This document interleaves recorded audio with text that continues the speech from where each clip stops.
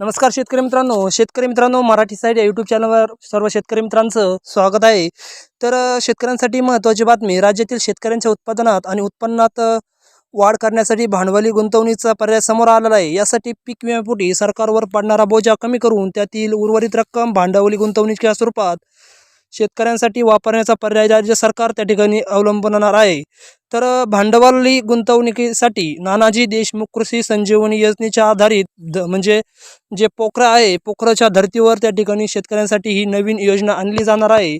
त्या ठिकाणी ही महत्त्वाची बातमी आहे।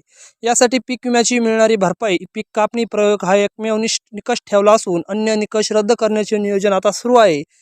राज्यात नानाजी देशमुख कृषी संजीवनी योजनेत 12,000 गावांचा समावेश, तर उर्वरित 32,000 गावांतून या योजनेसाठी मागणी होत आहे।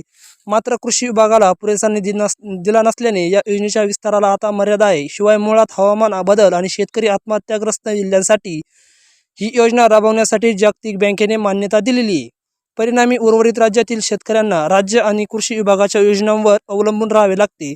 या योजना सामान्य शेतकऱ्यापर्यंत पोहोचतात असे काही नाही। तर यावर्षी कृषी विभागासाठी 9,000 कोटी रुपयांची अर्थसंकल्पीय तरतूद केली होती। तर यासाठी 6,000 कोटी रुपये नमो शेतकरी सन्मान योजनेला देण्यात आले। तर 3,000 कोटींपैकी अंदाजे 1,000 कोटी हे कृषी विद्यापीठांसाठी आणि 1,200 कोटी केंद्र सरकार पुरस्कृत योजनांसाठी खर्च झाल्यास उर्वरित अंदाजे 800 कोटी रुपये हे राज्य योजनांसाठी पुरेसे नव्हते।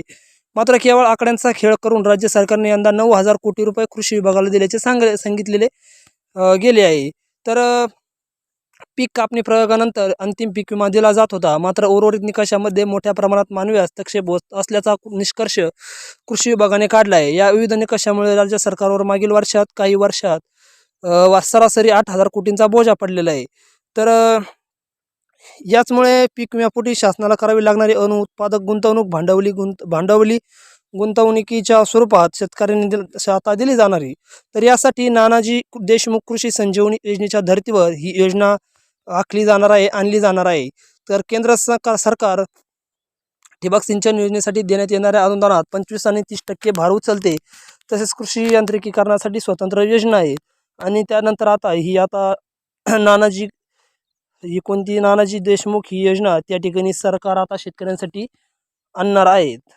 तर शेतकरी मित्रांनो, तुम्हाला ही योजना काय वाटतं योजनेबद्दल याचं कमेंट करून नक्की सांगा। पण ही योजना नवीन आणण्यापेक्षा मला तर असं वाटतं शेतकऱ्यांना सरसकट कर्जमाफी होणे हीच योग्य होतं। बाकीच्या योजना आणण्यापेक्षा शेतकऱ्यांना जर सरसकट कर्जमाफी झाली असती तर त्यापेक्षा समाधान शेतकऱ्याला झालंच नसतं। तुम्हाला काय वाटतं ते कमेंट सेक्शनमध्ये कमेंट करून नक्की सांगा। धन्यवाद।